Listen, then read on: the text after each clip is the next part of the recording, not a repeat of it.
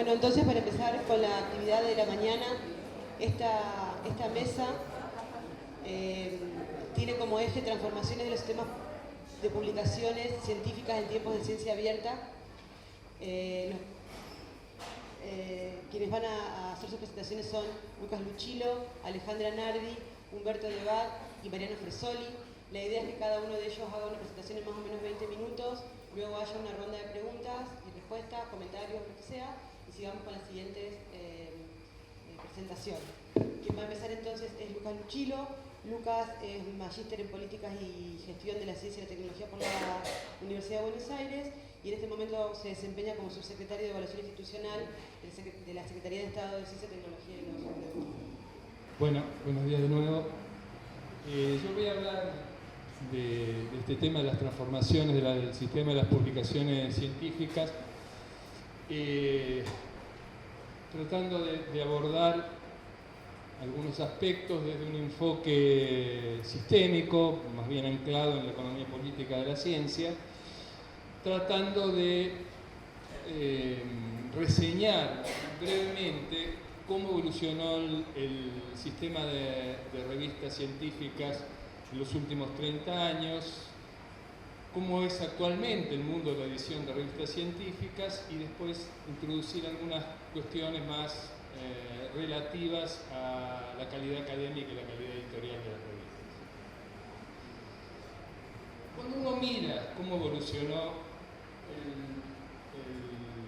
sistema de revistas científicas, puede empezar tratando de ver cómo funcionaba este sistema antes de la transición digital. Digamos antes de mediados de la década del 90, las revistas eran en papel.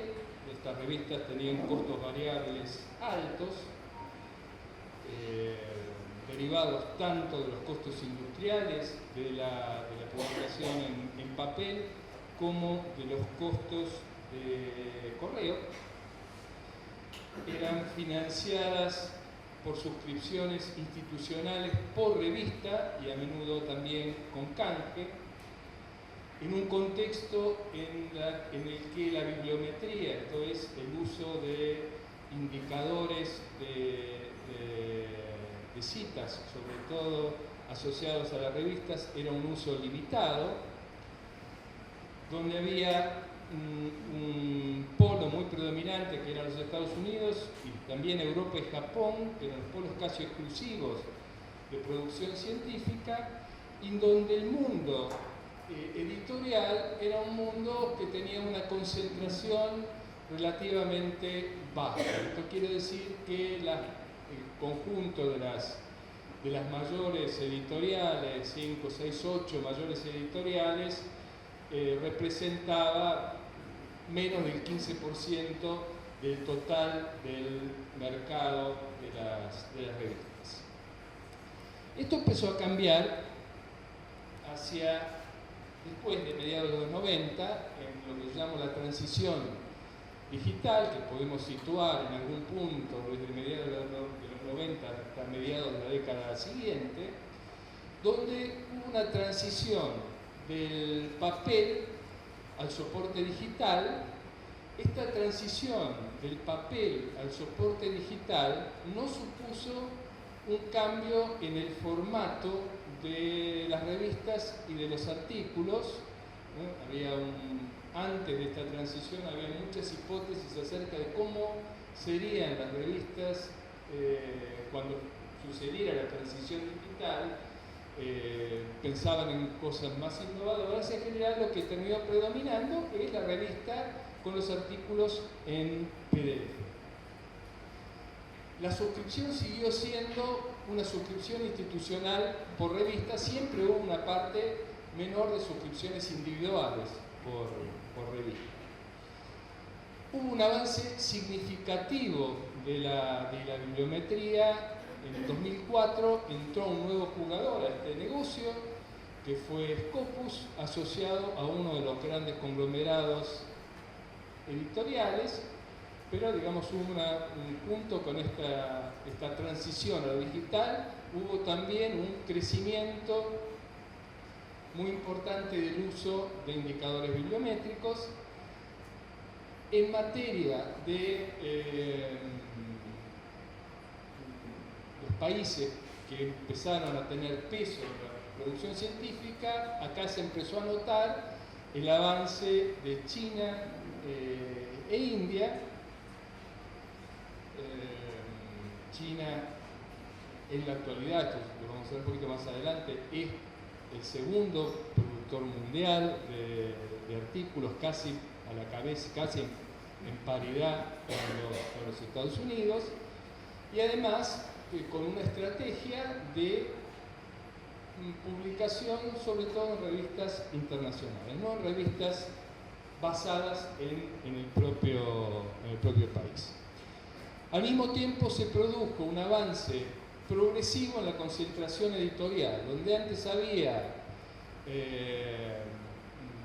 muchas editoriales comerciales, sobre todo anglosajonas, alemanas y holandesas, se produjo un proceso de concentración basado en fusiones y adquisiciones de empresas que fue llevando a que, lo vamos a ver un poquito más adelante, a que se configurara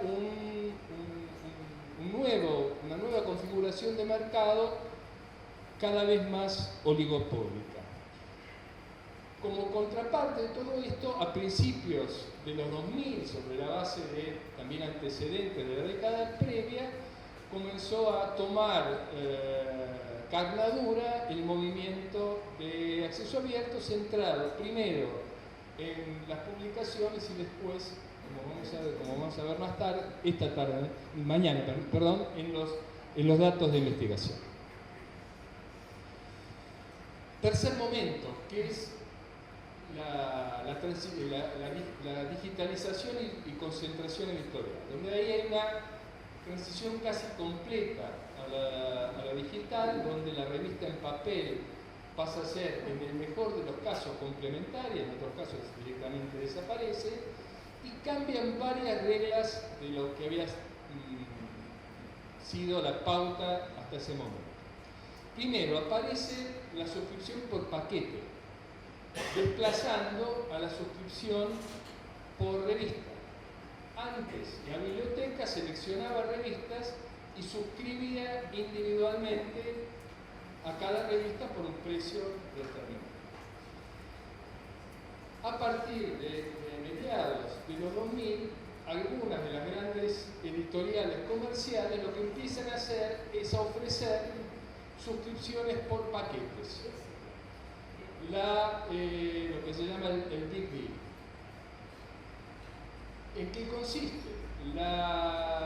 El suscriptor, en general una biblioteca universitaria, en el caso latinoamericano, algunos organismos públicos, ministerios, secretaría, en Brasil la comisión de la CAPES, compran el paquete completo de revistas de la editorial, con un abono. Esto tiene la ventaja de que permite acceder a muchas más publicaciones. La desventaja es la estrategia de negociación del precio. Una vez que uno compró 2.000 revistas, de suscribirse a esas 2.000 revistas no es lo mismo que cancelar la suscripción de 1, 2 o 5. ¿Sí? En algún momento, no quiero entrar en detalle de cómo es el negocio, pero sí que cambia el modo de suscripción. Por supuesto, los grupos que ofrecen los paquetes compiten favorablemente con los proveedores de revistas individuales. Si una biblioteca universitaria tiene que comprar, en general su presupuesto, y esto es lo que se quejan los bibliotecarios de las grandes instituciones de investigación del mundo, el presupuesto se lo va comiendo el paquete. ¿Por qué? Porque el paquete viene asociado con un ajuste casi automático de los precios por encima de la inflación. Entonces, poco a poco, la suscripción por paquete se va comiendo el presupuesto de los de las instituciones que suscriben, perjudicando a las revistas que no suscriben por paquetes y perjudicando a los libros. ¿Qué aparece? También aparece lo que se llama el acceso abierto dorado.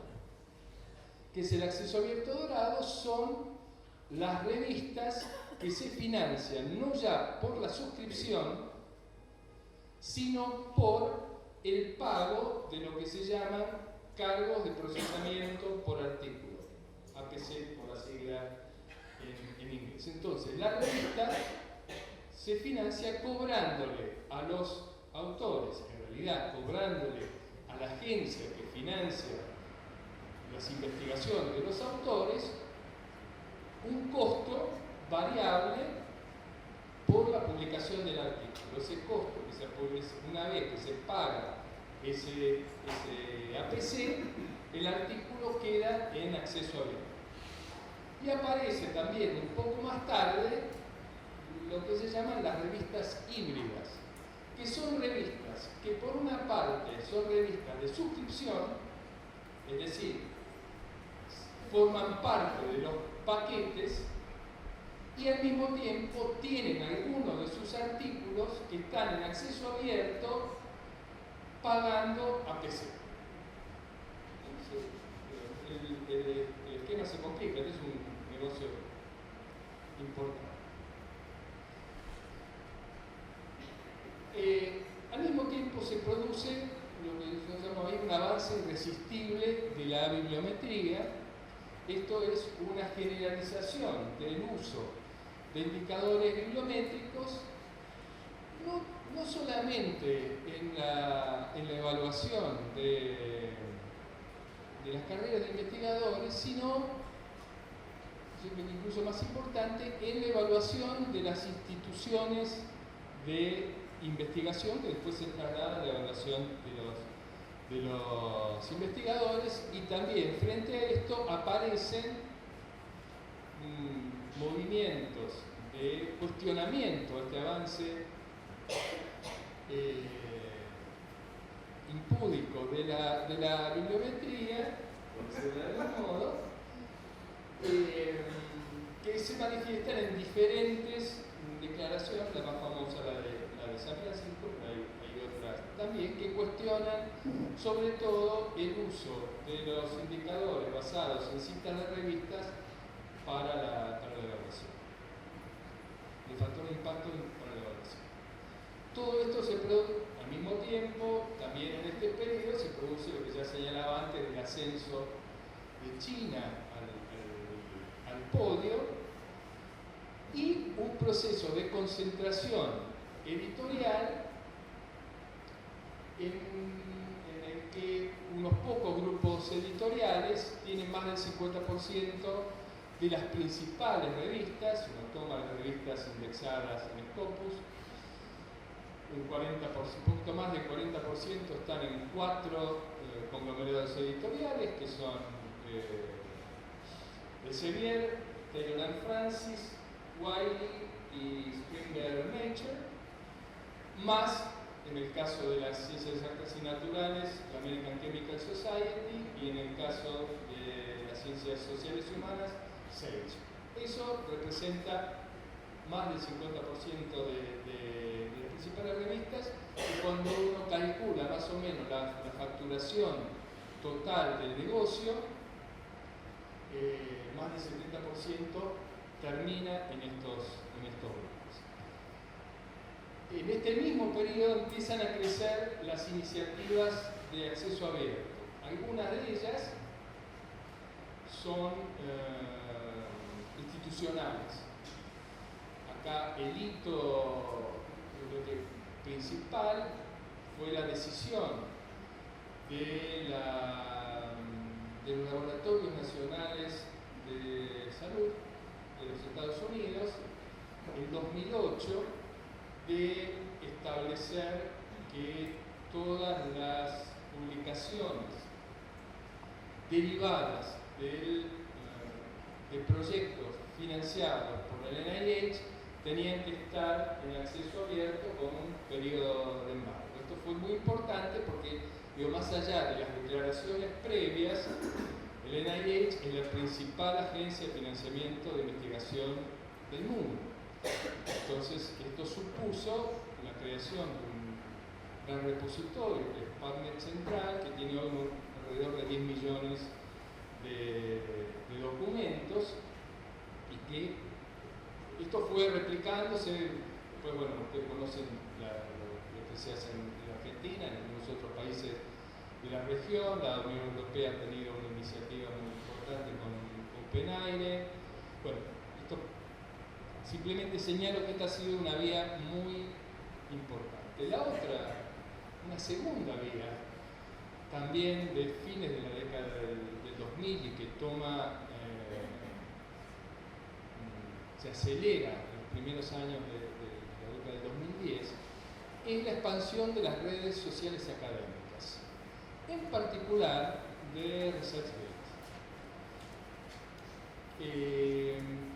que son el principal canal de difusión en acceso de las publicaciones científicas en acceso abierto en el mundo. Ahora voy a mostrar algún dato británico, pero creo que la expansión de ResearchGate, creo que conocen, porque que junta al mismo tiempo una lógica de la comunidad académica con una lógica de redes sociales, de Facebook, de los académicos, ha sido muy impactante. Y después el contrabando o la piratería, también a partir de 2011, con la aparición de Sci-Hub para revistas y de LibGen para libros. Sci-Hub es una iniciativa de una estudiante de doctorado kazaja en Moscú, que creó un extraordinario sitio pirata con más de 60 millones de artículos, muy fácil de consultar.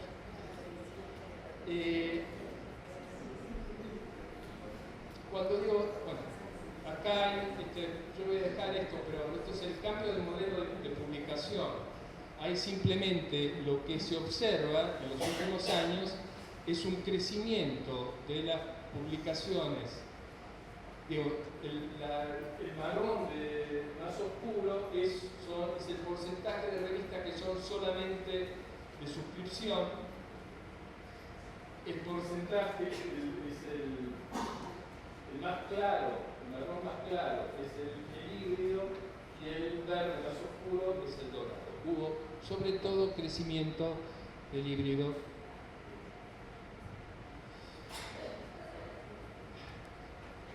Señalo algunos de los temas para abrir un debate posterior. ¿Cuáles son los signos de tensión en este sistema? Y que por lo menos ponen en agenda una transición más acelerada al acceso al web. Primero, una reacción de las bibliotecas. En general, en Europa y en Estados Unidos, en Japón también, en China también, los que suscriben revistas son las bibliotecas.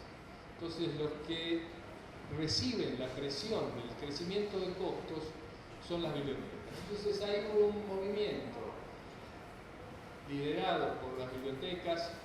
Los más llamativos han sido las bibliotecas de las instituciones de investigación alemanas y de las bibliotecas del conjunto de universidades de California, hartas de la presión de las editoriales sobre los presupuestos de las bibliotecas y de sus estrategias comerciales, sobre todo tiene focalizado en el villano perfecto, que es el CDF. También hubo una reacción de las agencias de financiamiento. Las agencias de financiamiento hasta la segunda mitad de los 2000 prácticamente no entraron en esto. Cuando empezó a generalizarse o ampliarse el acceso dorado y los pagos por procesamiento de artículos y sobre todo el acceso híbrido, las agencias de financiamiento empezaron a decir, bueno, estamos pagando varias veces por lo mismo, estamos pagándole a los investigadores, estamos financiando los proyectos, estamos pagándoles los costos ocultos de la edición de la revista, básicamente los costos de arbitraje de las revistas, y estamos pagando la publicación de los artículos, y estamos además admitiendo el embargo por un tiempo determinado de lo que ya pagamos, y aparece ahí un tema bien importante, que es el de la cesión de copyright. En el campo de la bibliometría hay un cuestionamiento creciente de los índices de impacto por revista y en general del uso de la bibliometría. Hay movimientos de descontento de los investigadores con este sistema, limitado, pero creciente. Hay algunos signos crecientes. Hay un cuestionamiento a las ganancias de los grandes conglomerados editoriales, y hay, como les decía, un avance muy significativo del acceso abierto a través de los repositorios, pero también de canales no previstos que erosionan la posición de las editoriales. Voy a mostrar ahí simplemente, esto es un estudio hecho sobre Gran Bretaña, pero que creo que refleja bastante bien qué es lo que está pasando. Estas son la proporción de artículos publicados bajo modelo de suscripción puestos en línea por versión de documento y ubicación. Es decir, estos son artículos que originalmente están en revistas de suscripción y que después aparecen en línea en acceso libre. ¿Cuál es el canal principal? Es el azul de abajo, el 55% de los artículos originalmente publicados bajo suscripción están reservados. Entonces, esto explica las acciones judiciales de varias editoriales contra ResearchGate, y explica que tal vez algunos de ustedes hayan recibido una nota del CEBIER diciéndole: ojo, no pueden postear la versión publicada del artículo en ResearchGate. Pero lo que quiero decir es que por esta vía, repositorios más ResearchGate, más contrabando, se van haciendo más accesibles y de algún modo se va debilitando la posición de las editoriales frente a los compradores, digamos, que son las bibliotecas y las agencias de financiamiento. ¿Qué es lo que pasó en el último año? Bueno, lo que pasó en el último año es que aparecieron algunas iniciativas que están llevando a una renegociación de los contratos en sentido amplio, metafórico si se quiere, y en sentido restringido, muy concreto, entre las instituciones académicas y las editoriales. Y ahí hay tres líneas de renegociación de los contratos. Uno es el Plan S, por ahí algún otro va a hacer algún comentario del Plan S. El Plan S es una iniciativa de las agencias de financiamiento europeas, más la Fundación Gates, más el Wellcome Trust, que es otra gran fundación que financia investigación, más algunas otras. Digamos, una veintena de instituciones que deben estar arriba de los 10.000 millones de dólares año en subsidios de financiamiento. No es poco poder de fuera. Que plantean un modelo de negociación en el cual dicen dos o tres cosas importantes que después podemos ver en más detalle, pero procuran una transición rápida y progresiva al acceso abierto por la vía de decirle a los investigadores que tienen que conservar el copyright de sus artículos y que solamente podrán publicarlos en revistas que tengan acceso abierto con ciertas características. Segunda línea de negociación son los acuerdos de publicación y lectura. Ahí hay un caso importante exitoso y un caso importante fracasado, pero indicativo. ¿En qué consisten estos acuerdos de publicación y lectura? El comprador, en este caso el consorcio, no ya la biblioteca individual, sino un consorcio de bibliotecas. Los dos casos son el consorcio de todas las bibliotecas de instituciones de investigación alemanas lideradas por la Max Planck, y el otro caso son las bibliotecas de la Universidad de California.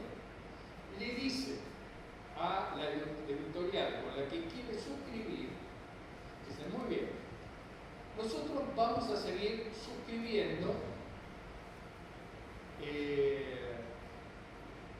un paquete X de acceso a publicaciones, pero la contraparte es que todos los artículos de los investigadores de las instituciones que suscriben este acuerdo van a estar en acceso abierto en las revistas de la editorial con la que suscribimos. Entonces, por eso se llama publicación y lectura. Pago como suscriptor al mismo tiempo por la suscripción y por la publicación en acceso abierto. Las editoriales alemanas cerraron un acuerdo de publicación y lectura importante con Wiley. Las bibliotecas de California rompieron el acuerdo con el Sevier, que no aceptó este tipo de acuerdo, este tipo de contrato, y rompieron el contrato con el Sevier. El Sevier no proporciona más accesos, las bibliotecas de la Universidad de California no proporcionan más acceso a las publicaciones del Sevier. Los investigadores lo acceden de otra forma, por préstamo, como sea. La tercera negociación de contratos, menos formalizada, pero importante, es la negociación de precios y cantidades a la baja.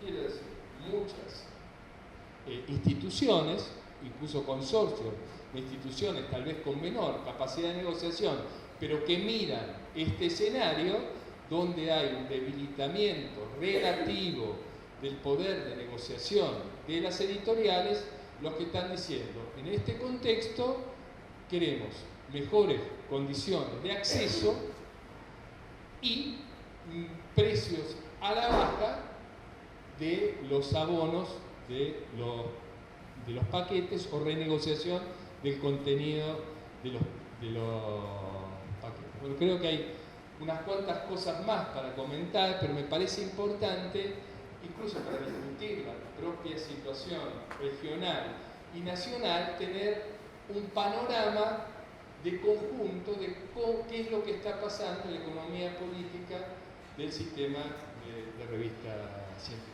Gracias. ¿Qué es lo que estamos haciendo? La situación argentina es más o menos la siguiente. La Argentina suscribe revistas pagas, sobre todo por la biblioteca electrónica, y paga muy poco por APC. ¿Sí? El grueso del presupuesto destinado a publicaciones científicas se dirige a la biblioteca electrónica, y lo que nosotros tenemos registrado de lo que se paga por APC en los subsidios es poquito. Hay investigadores que tienen algún financiamiento adicional y me consta que usan parte de ese financiamiento adicional para publicar, para pagar total o parcialmente cargo de procesamiento por artículo.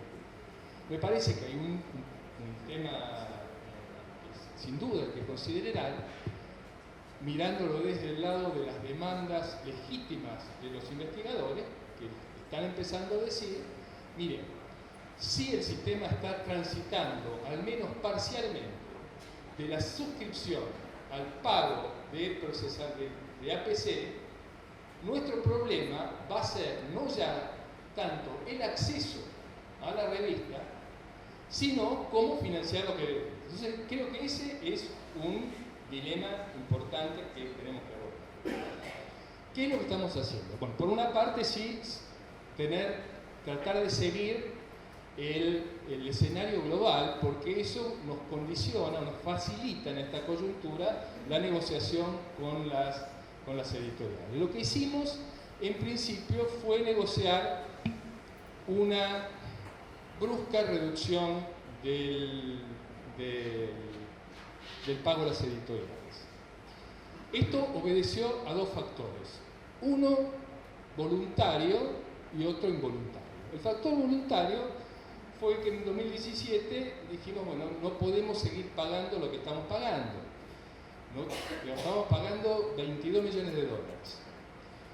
En 2004, cuando fue la primera edición de la biblioteca electrónica, pagábamos 1 millón de dólares. En 2009, 9 millones de dólares.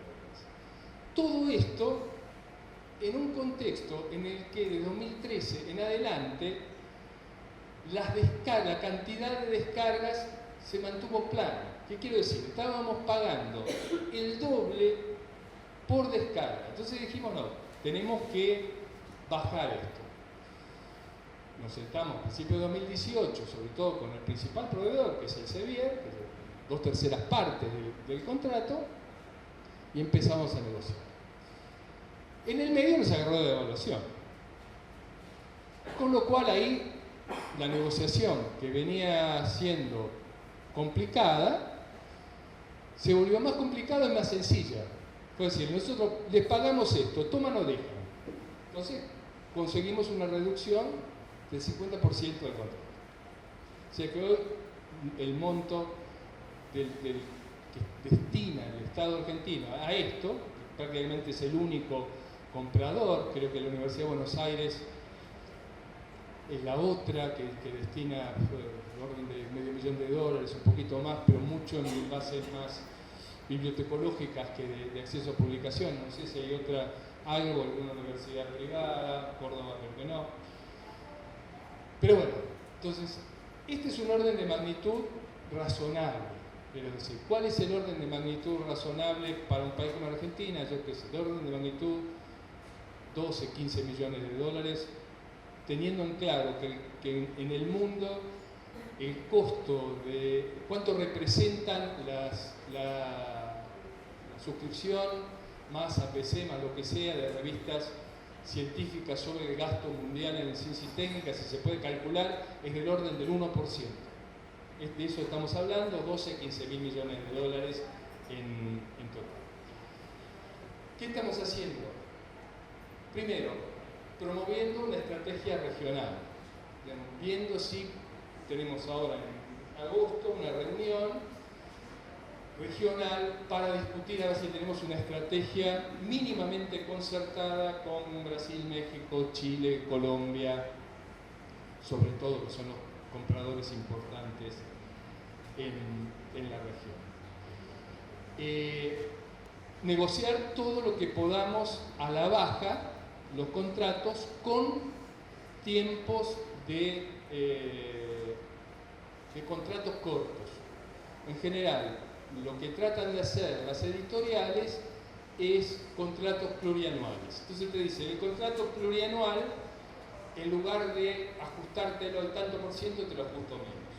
Entonces decimos, en este contexto no queremos que nos ajusten menos, nuestras previsiones, que nuestra posición negociadora va a ser mejor dentro de un año que hoy, entonces negociamos por un año y con precios a la baja. Vamos a ensayar sobre todo algún acuerdo de publicación y lectura.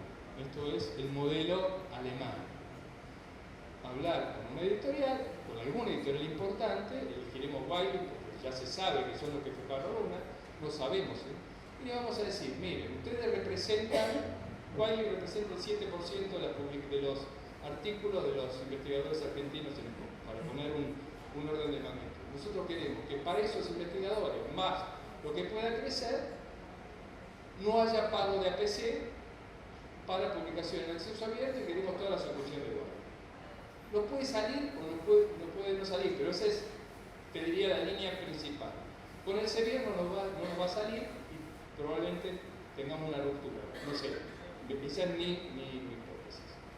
El plan S, nos parece una iniciativa sumamente importante, no necesariamente aplicable hoy en la Argentina, pero lo que nos interesa sobre todo del plan S es que desencadena una dinámica de fortalecimiento del sector comprador frente al monopolio vendedor en el que nos interesa que crezca eso. Después veremos si es un modelo que resulte exitoso, si nos conviene, pero en principio todo lo que vaya en dirección a favorecer el poder de negociación del comprador en una negociación bilateral es lo que vamos a apoyar.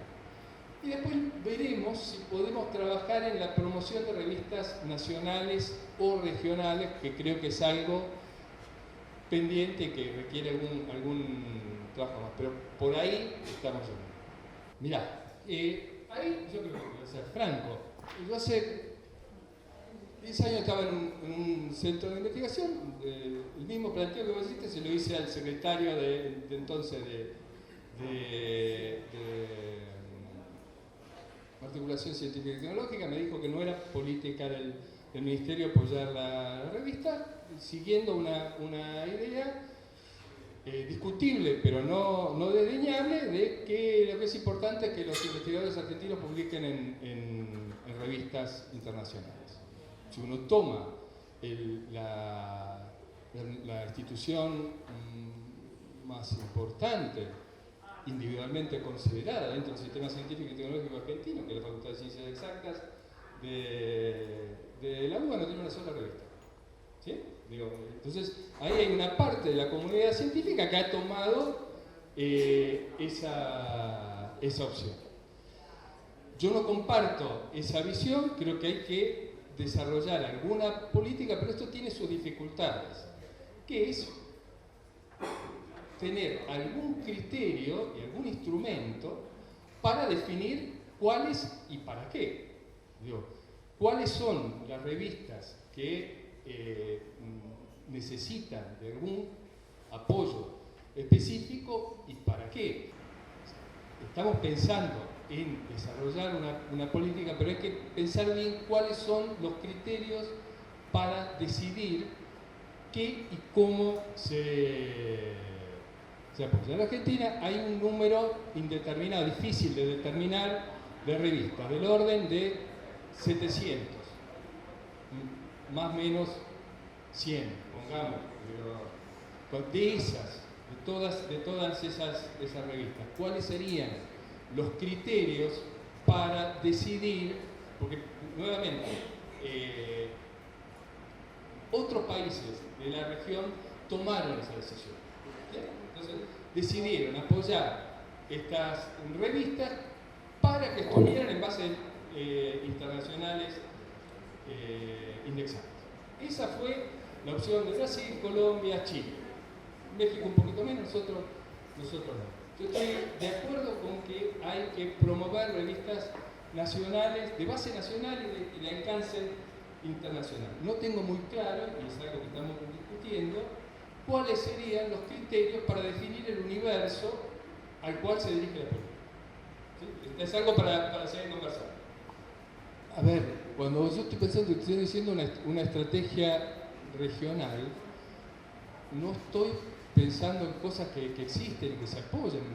Uno dice básicamente todo lo que tenga que ver con repositorios institucionales, sino ponernos de acuerdo entre los organismos que ponen la plata para suscribir las revistas.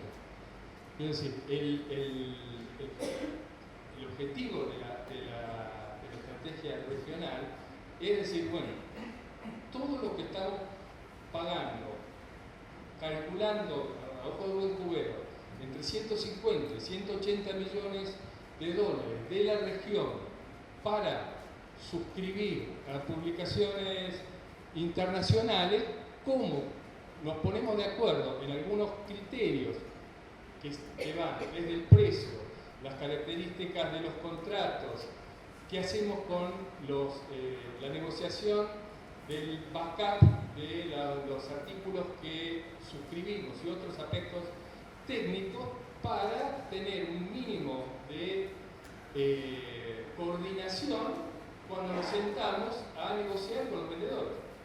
Digo, me estoy refiriendo a eso más allá de todo el resto del trabajo que sí tiene ya un desarrollo regional importante en materia de repositorio, pero donde no hay coordinación es entre los organismos que compran. Ese creo que a eso me estoy refiriendo. Bueno, buenos días. Quiero agradecer el esfuerzo de las instituciones que han decidido empujar el ciclo de charlas y talleres, especialmente a Gilda Colo y Claudia Tambusi, que fueron las mentoras de esta organización. Nosotros apoyamos, pero no tanto. Bueno, yo me voy a referir a la experiencia que tenemos en la UNC y he denominado, ayer se me ocurrió pensar 11 años transitando las rutas doradas y verdes por parte de la UNC.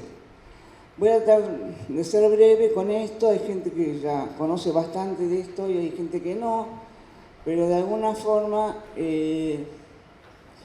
nosotros iniciamos este camino en la UNC en el año 2008, por eso los 11 años, con dos proyectos que compartimos con la Universidad Complutense de Madrid, financiados por la ESID.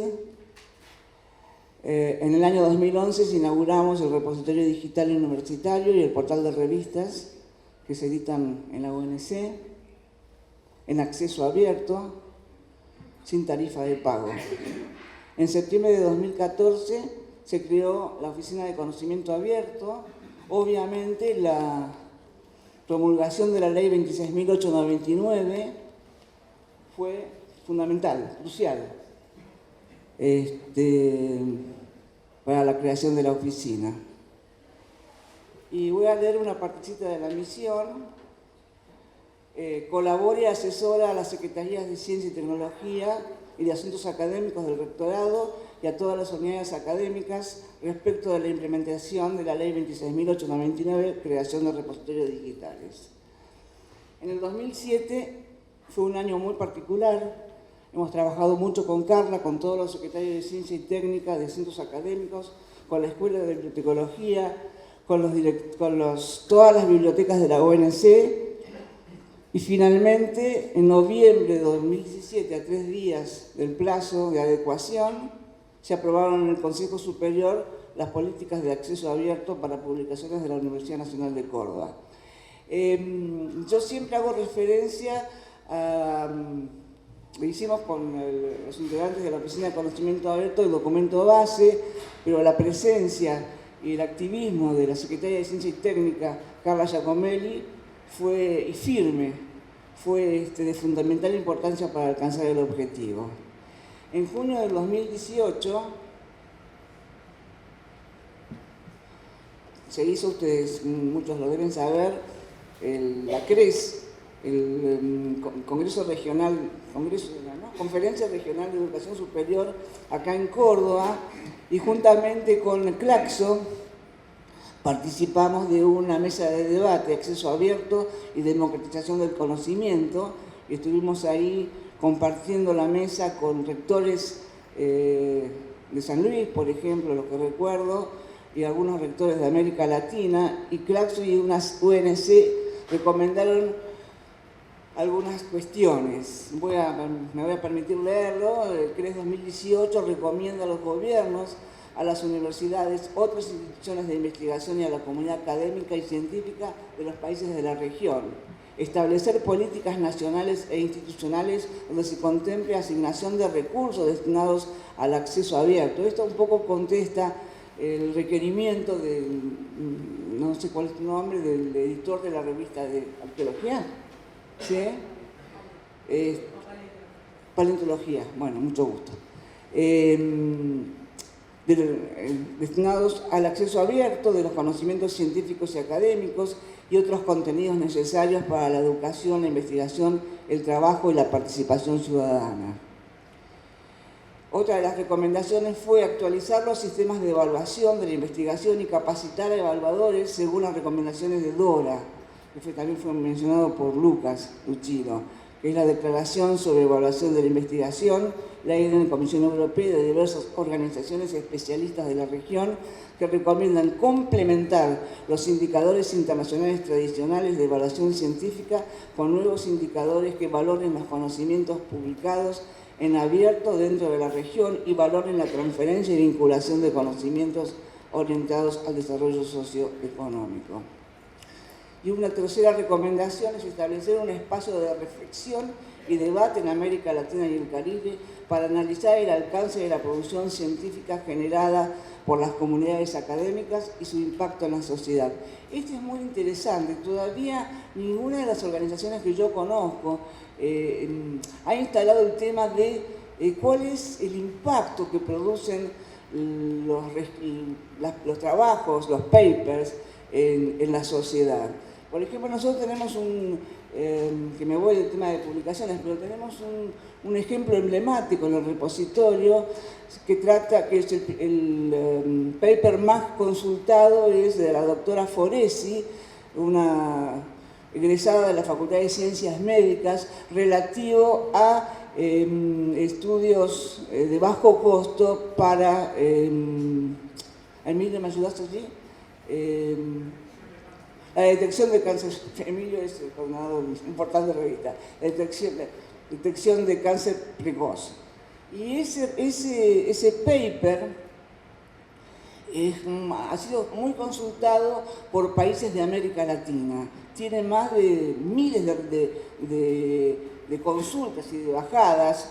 Serían 8 de los parámetros a tener en cuenta, otros indicadores a tener en cuenta respecto al uso. También buscamos en qué hospitales, y ahí logramos encontrar algunos hospitales, digamos, algunos médicos de hospitales o médicas que utilizaron esta tecnología de bajo costo para tratar este tipo de cáncer o la detección del cáncer precoz del cuello uterino, y ahí nos dimos cuenta que impactaba sobre 600 pacientes, sobre 1000 pacientes. Bueno, este es un tema realmente muy interesante que de alguna forma, con la ayuda de bibliotecólogos que saben buscar este tipo de información, deberíamos instalar. Bueno. Contestándole también al compañero, ¿me decís tu nombre? Sí, Diego.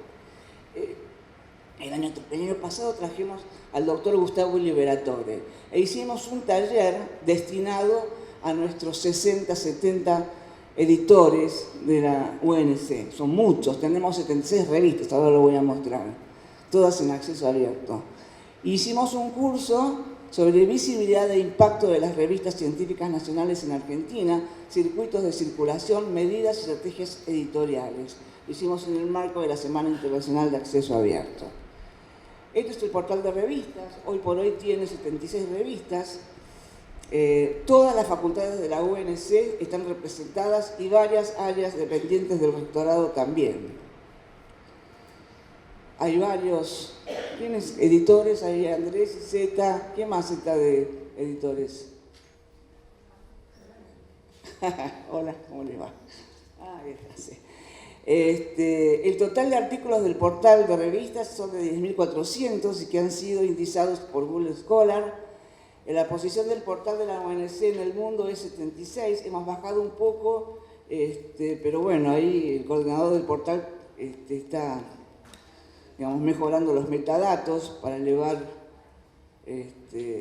la posición. El portal de revistas de la ONC es el portal universitario de revistas con más documentos indizados por Google Académico de Argentina.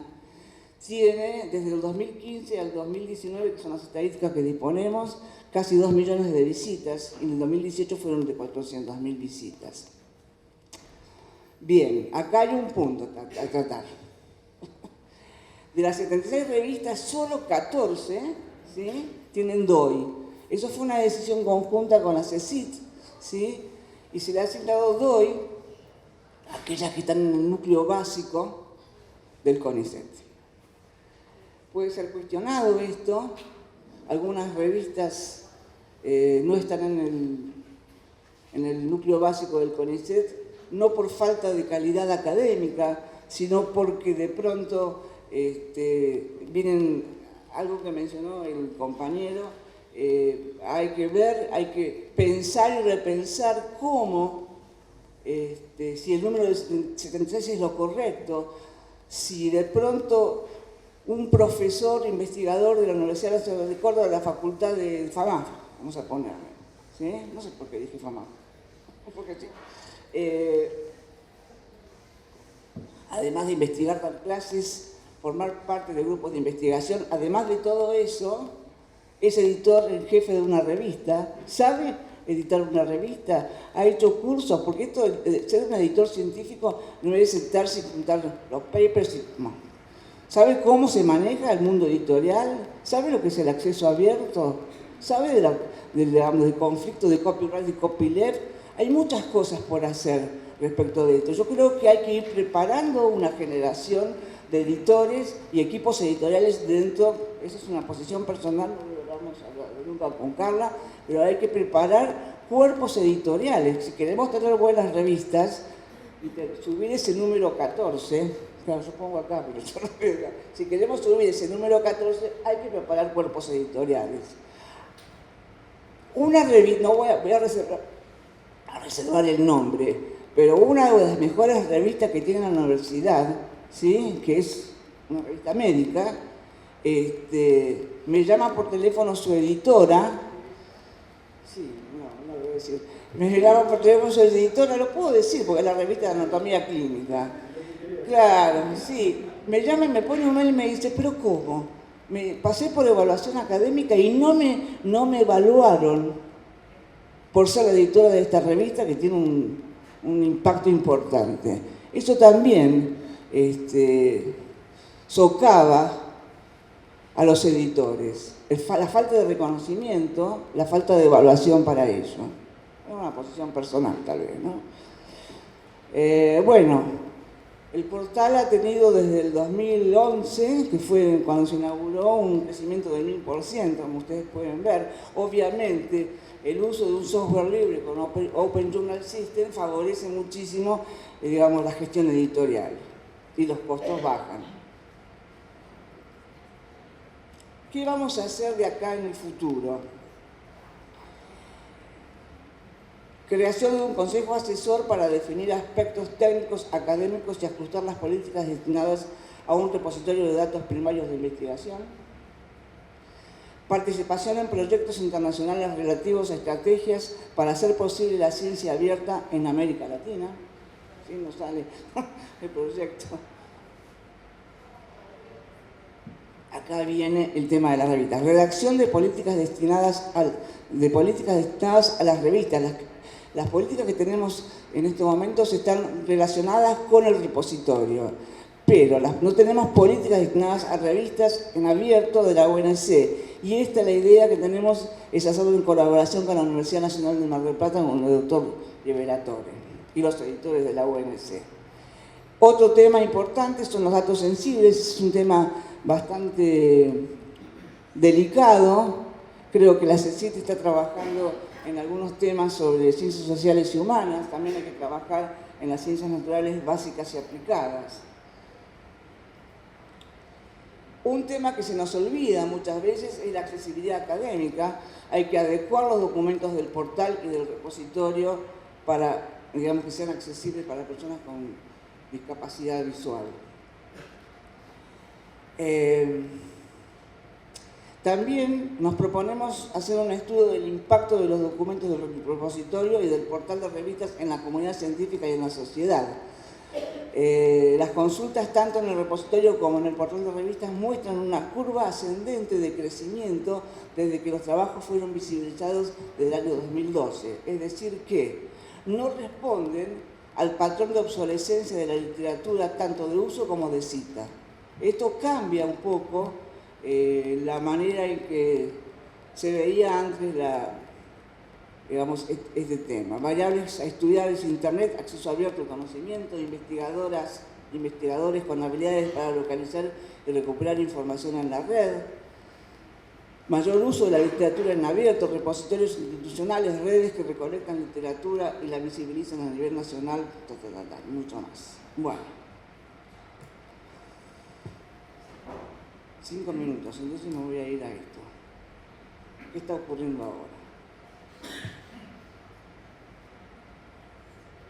Yo tengo algunos 11 años hablando de este tema y antes escuchaba a los más expertos, yo no soy experta, pero bueno, intento estudiar bastante, y se hablaba muy tímidamente, no, porque el acceso abierto va a convivir con la revista del circuito comercial. Bueno. Ahora, la atención se encuentra instalada entre activistas del acceso abierto que apuestan por repositorios y revistas en acceso abierto, sin tarifas de pago, entre editoriales comerciales que pugnan por implementar nuevos negocios editoriales, ya que se encuentran presionados por universidades, científicos y bibliotecarias y bibliotecarios, y ahora una nueva situación que enfrenta a algunos países de Europa versus América, tanto del norte como del sur. Y el caso emblemático que lo mencionó Lucas Lucchilo es el de la Universidad de Berkeley, entre otros muchos, porque hay también en Europa. Todo lo que ustedes ven, todo se va a dejar, si lo quiere la organización, todo está citado y todo está referenciado. A ver, Universidad de California, 27.500 científicos que trabajan para la Universidad de California generan el 10% de todos los trabajos de investigación académicos publicados en los Estados Unidos.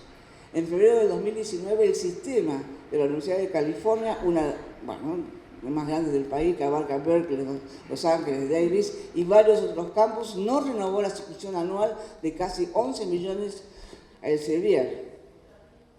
¿Pero por qué? Y acá tomé algunas ideas. La Universidad de California decidió que no quiere que el conocimiento científico quede bloqueado detrás del paywalls, muro de pagos, y cree que el costo de la publicación académica se ha salido de control. Y sus máximas autoridades expresan: el conocimiento no debe ser accesible solo para aquellos que puedan pagar. La búsqueda del pleno acceso abierto es esencial si queremos mantener la misión de esta universidad. Acá tomé algo que Dominique Balbini lo trajo en el momento que se inauguró la Oficina de Conocimiento Abierto. Ustedes ven en ese cuadrito que el Springer, Elsevier y Wiley tienen un porcentaje mayor de ganancias que el Coca-Cola. Dobla hoy, lo leí ayer, porque esto aparte inunda, yo estoy en varias redes, inunda. Dobla Netflix hoy. Bien. Estoy muy enojada. RELX. RELX es la compañía que anteriormente se conocía como Red Elsevier. Nació en 1992 como resultado de la fusión de Red International, una editorial británica de libros y revistas comerciales, y Elsevier, una editorial científica con sede en Países Bajos. La compañía cotiza en bolsa, con acciones negociadas en la Bolsa de Londres, Ámsterdam y la Bolsa de Nueva York. Cuenta con 30.000 empleados. Ahí tenés la respuesta, porque no... Ahí está la respuesta de lo que nosotros nos preguntamos, ¿sí? Todos los investigadores, los bibliotecólogos. Cuenta con 30.000 empleados, opera en 40 países y atiende a clientes en más de 180 países. California le dijo que no, pero muchos otros países le han dicho que no. Y si empieza a decir que sí a California, lo que sucede es que se van a quedar sin vender publicaciones, porque si liberan lo que California le pidió a Elsevier es que le libere sus propios papers al mundo. ¿Se imagina que le dicen que sí a uno, entonces se libera todo? Bueno.